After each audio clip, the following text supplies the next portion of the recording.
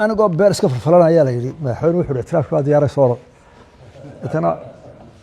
كولا ما مقصود اعتراف كيا ها مركا horta ilaahay arinta mid khayr qabta Allah inoo gariyo ilaahay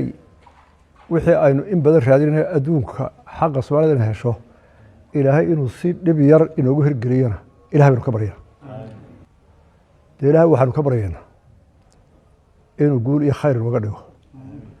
waxaanu ka baryaynaa inay fidmo gudaha ka abuurin dadkan caadifada badan ee laga yaabo inay dhanka loo boodaan in wacyigelin badan iyo dee maxaa la yidhahdaa maaragtay fahamsiin badan dadka la yidhaahdo war dee imise dowladda muslima xidhiir leh ayaa ila haboon ilaahayna khayr hanuga dhigo soo koobaynaa dee wada jirra maanta